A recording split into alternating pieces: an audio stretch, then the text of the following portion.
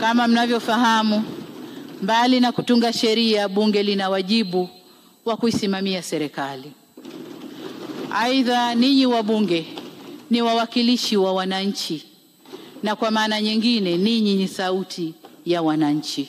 Mheshimiwa Spika, kwa hiyo bila ushirikiano na bunge hili itakuwa vigumu sana kwa serikali kuweza kutekeleza masuala yote niliyoyaeleza. Akiwa rais wa kwanza mwanamke nchini Tanzania na Afrika Mashariki, amejizolea sifa nyingi kwa ushujaa na utendaji wake wa kipekee katika kuongoza taifa kwa weledi na umakini. Uongozi wa Rais Samia umekuwa mfano bora wa utawala unaojali uwazi na uwajibikaji, akizingatia katiba, sheria, haki za binadamu na demokrasia. Kuanzishwa kwa falsafa ya 4R inayomaanisha maridhiano, ustahimilivu, mageuzi na kujenga upya taifa kumesaidia nchi kuwa na amani na upendo, na hivyo kuwa na mazingira mazuri ya kuishi na kufanya kazi kwa utulivu. Falsafa hii imejenga mfumo wa demokrasia shirikishi na kuweka mazingira rafiki kwa vyombo vya habari kufanya kazi kwa uhuru zaidi. Jambo hili limeendana na matarajio ya wananchi yanayosimamiwa na bunge na kuongeza imani ya wananchi kwake katika serikali yake. Tukiangazia eneo la uchumi, bunge limeshuhudia kuongezeka kwa pato la taifa kutoka 4.8 hadi 5.5, kuongezeka kwa mapato ya kodi kutoka shilingi trilioni 20.59 hadi shilingi trilioni 29.83, na kuongezeka kwa bajeti kuu kutoka trilioni 34.88 hadi shilingi trilioni 57.04. Bunge limeridhishwa na ongezeko la maslahi ya wafanyakazi kwa kupunguza kodi ya mapato yani pei, kufuta tozo ya 6% iliyokuwa ikikatwa kwa watumishi wanufaika wa mikopo ya elimu ya juu, na Mei mosi ya mwaka huu kuongeza mishahara ya wafanyakazi kwa kima cha chini kwa 35.1. Mheshimiwa Rais Dr. Samia ameimarisha sekta ya elimu na kutoa fursa sawa kwa wavulana na wasichana. Wawakilishi wa wananchi bungeni wameshuhudia matokeo chanya ya juhudi hizo. Mheshimiwa Rais alianza kwa kuongeza bajeti ya elimu kutoka shilingi trilioni 4.72 mwaka 2021 hadi shilingi trilioni 6.16 mwaka 2025-2026. Pia imeshuhudiwa ongezeko la shule za msingi kutoka 16,406 hadi 17,986 mwaka 2025, kuongezeka kwa shule za sekondari kutoka shule 3,863 hadi shule 4,894 mwaka 2025, na vyuo vya ufundi stadi kutoka 662 hadi 860 mwaka 2024. Mheshimiwa Rais aliahidi kumsaidia mtoto wa kike na kutimiza azma hiyo kwa kujenga shule za wasichana katika mikoa 26 zenye michepuo ya masomo ya sayansi, ambapo hadi sasa zaidi ya wanafunzi 10,000 wameshadailiwa. Mbali na kuongeza bajeti ya mikopo ya wanafunzi ya elimu ya juu, bunge pia limeshuhudia serikali ya Rais Samia ilivyoanzisha programu ya ufadhili kwa wanafunzi wa elimu ya juu na vyuo vya kati, yaani Samia Scholarship Program, kwenye fani za sayansi, teknolojia, ubunifu, uhandisi, hisabati pamoja na tiba. Mpaka sasa wanafunzi 1313 wamenufaika na programu hiyo ambayo haikuwahi kuwepo huko nyuma. Bunge limepokea taarifa mbalimbali za uboreshaji wa huduma za afya na kushuhudia ongezeko la vituo vya afya 463 hadi mwaka 2025. Ongezeko la hospitali zinazotoa huduma za magonjwa ya dharura kutoka hospitali 7 mwaka 2021 hadi 125 mwaka 2025. Ongezeko hilo limeboresha huduma za afya ikiwemo huduma za mama na mtoto kwa kupunguza vifo vya mama na mtoto kutoka vifo 546 hadi vifo 104 kwa kila vizazi hai 100,000 mwaka 2025. Bunge letu limerekodi huduma za kibingwa na ubingwa bobezi zikiendelea kuimarika. Hivi sasa huduma hizo zinapatikana katika hospitali za rufaa za mikoa ambazo hapo awali zilikuwa zinapatikana katika ngazi ya kanda. Huduma hizo ni pamoja na afya ya uzazi na magonjwa ya wanawake, afya ya watoto, upasuaji wa kawaida, magonjwa ya ndani, upasuaji mifupa, huduma za dharura, huduma za mionzi, huduma za ganzi na dawa za usingizi.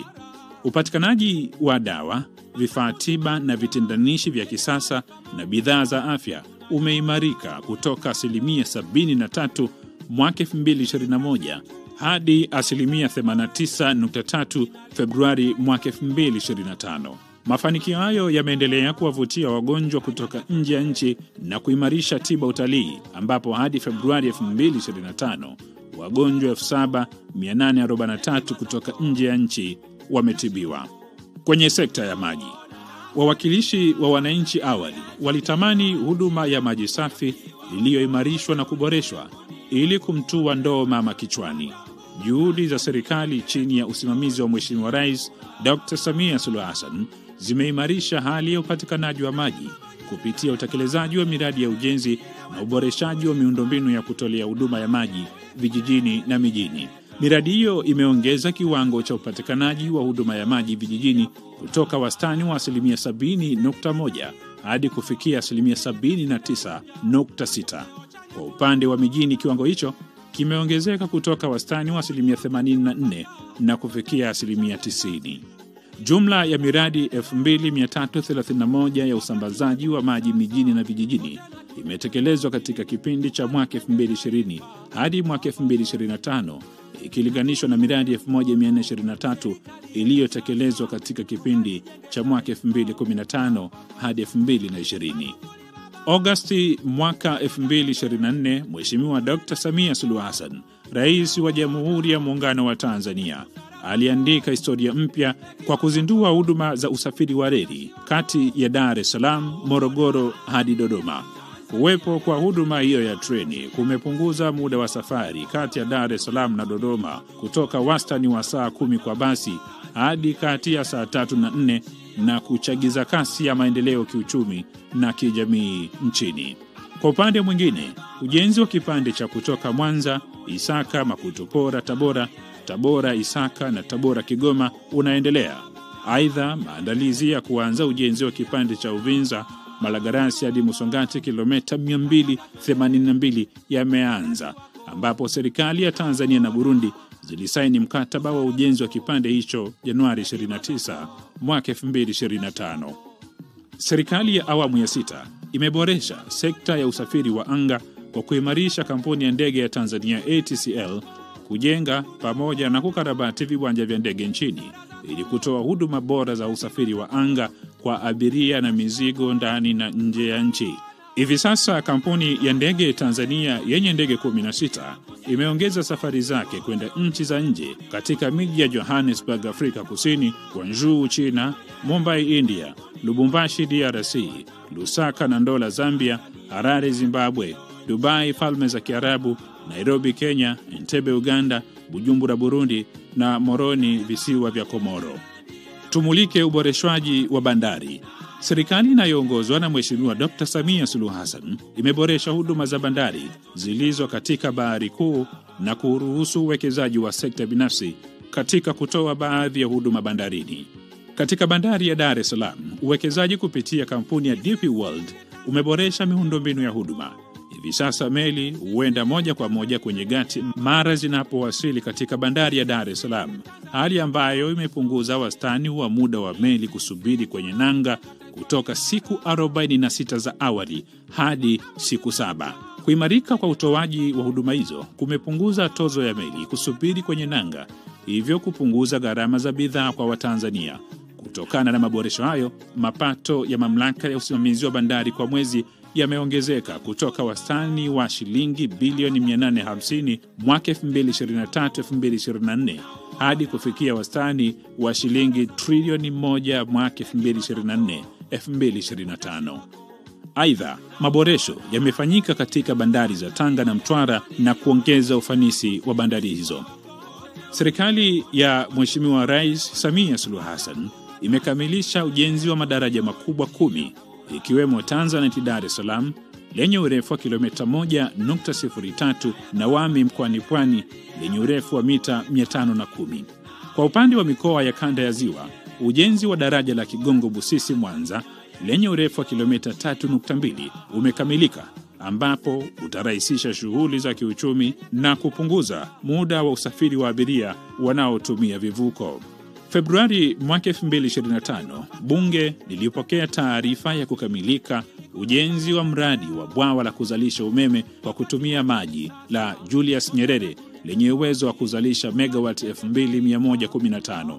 Aidha, uwezo wa mitambo ya kufua umeme iliyounganishwa katika gridi ya taifa umeongezeka kutoka megawati 1605.86 mwaka 2021 hadi megawati 4031.44 mwaka 2025. Hadi sasa, vijiji vyote 12,218 vya Tanzania bara vimeunganishwa na umeme kwa gharama ya shilingi bilioni 1593 kutoka vijiji 10,312 mwaka 2021.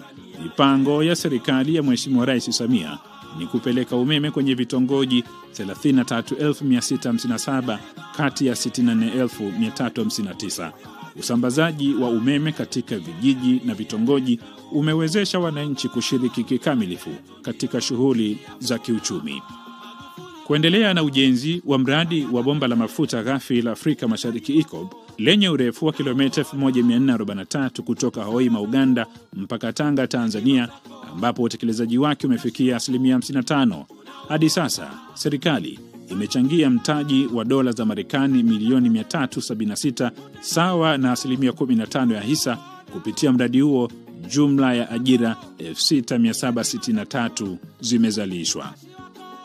Katika sekta ya madini, mafanikio mengi yamepatikana, ikiwemo kuongeza mchango katika pato la taifa kutoka 6.8 mwaka 2021 hadi 10.1 mwaka 2025. Pia kumekuwepo ongezeko la utoaji wa leseni za uchimbaji wa madini kwa wachimbaji wadogo, ambapo leseni zaidi ya 30,191 zilitolewa katika kipindi cha mwaka 2020 hadi 2025. Wabunge wanakiri kwamba Rais Samia ameonyesha ustadi wa kipekee katika kuimarisha uhusiano wa kimataifa na kuhakikisha kuwa Tanzania inasimama imara kwenye medani za kikanda na kimataifa. Kwa niaba ya wananchi, bunge limejiridhisha kuwa Rais Samia amefanikiwa kuimarisha na kuanzisha uhusiano na mataifa mbalimbali, huku akisimamia heshima na ulinzi wa maslahi ya Tanzania. Kupitia ziara zake za kimataifa na mikutano ya kidiplomasia, Rais Samia amevutia wawekezaji na kuonesha sura mpya ya taifa la Tanzania lenye amani, umoja na mshikamano. Katika kipindi hiki, bunge la Tanzania linajivunia mafanikio makubwa ndani ya uongozi wa Rais Dr. Samia Suluhu Hassan katika nyanja nyingi, ikiwemo uwakilishi wa bunge katika majukwaa ya kimataifa. Pamoja na bunge kutimiza majukumu yake ya kikatiba, kwa mara ya kwanza limeiwakilisha nchi katika nafasi za ngazi ya juu kimataifa kupitia spika wa bunge Mheshimiwa Dr. Tulia Ackson Mbunge kugombea nafasi ya rais wa Umoja wa Mabunge Duniani IPU na kushinda nafasi hiyo. Mheshimiwa Dr. Tulia Ackson ameweka historia ya kuwa mwanamke wa kwanza kutoka Afrika kushinda nafasi hiyo tangu umoja huo ulipoanzishwa mwaka 1889. Vilevile, kwa msaada wa Mheshimiwa Rais Dr. Samia Suluhu Hassan, bunge pia lilifanikiwa kumsimamisha mgombea wa nafasi ya mkurugenzi wa shirika la afya duniani WHO kanda ya Afrika kwa mara ya kwanza, na aliyekuwa mbunge wa jimbo la Kigamboni marehemu Dr. Faustin Ndugulile ambaye alishinda nafasi hiyo. Baada ya Mheshimiwa Dr. Ndugulile kufariki, Tanzania kwa usimamizi wa Mheshimiwa Rais Dr. Samia Suluhu Hassan ilimsimamisha Profesa Mohamed Yakubu Janabi kugombea nafasi hiyo na kuibuka kidedea kwa ushindi mnono. Mheshimiwa Dr. Samia Suluhu Hassan, Rais wa Jamhuri ya Muungano wa Tanzania, alifanya jitihada binafsi za kutangaza vivutio vya utalii kupitia filamu ya Tanzania The Royal Tour na Amazing Tanzania, jitihada ambazo zimeongeza idadi ya watalii kutoka milioni 1,711,625 mwaka 2021 hadi milioni 5,360,247 mwaka 2024, sawa na ongezeko la 132.24%. Ongezeko la watalii nchini limeongeza pia mapato yatokanayo na shughuli za utalii kutoka dola za Kimarekani milioni 700 mwaka 2020 hadi kufikia bilioni 3.9 mwaka 2024 kwa watalii wa kimataifa, huku mapato yatokanayo na utalii wa ndani yakiongezeka hadi bilioni 209.8 mwaka 2024. Bunge limeshuhudia sekta ya michezo ikiimarika, hususan ligi ya ndani ya mpira wa miguu ambapo ushindani mkubwa umeonekana baina ya timu zinazoshiriki ligi hiyo. Kwa mara ya kwanza Tanzania imefanikiwa kuwa mwenyeji wa mashindano ya michezo ya kimataifa, yaani CHAN, yanayofanyika mwaka huu 2025 na AFCON ya mwaka 2027. Mheshimiwa Rais Dr. Samia Suluhu Hassan anaendelea kuonesha kuwa uongozi bora unahitaji maono, ushirikiano na dhamira ya dhati. Kupitia juhudi zake, Tanzania imepiga hatua katika nyanja nyingi na wananchi wanaendelea kumtumainia kama kiongozi mwenye uthubutu na muono wa mbali. Leo Bunge la Jamhuri ya Muungano wa Tanzania linakupatia tuzo maalum kwa kutambua utumishi wako uliotukuka na juhudi ulizofanya ambazo zimeleta mafanikio makubwa katika sekta mbalimbali nchini. Kwa hakika Watanzania wanajivunia wewe, Rais Mheshimiwa Dr. Samia Suluhu Hassan. Zawadi kubwa kuliko zote inayotolewa na Bunge kwako ni kukuombea afya njema katika uongozi wako na maisha marefu yaliyojaa kheri, ghanima na fanaka yenye amani na baraka zake Mwenyezi Mungu. Mungu ibariki Afrika. Mungu ibariki Tanzania.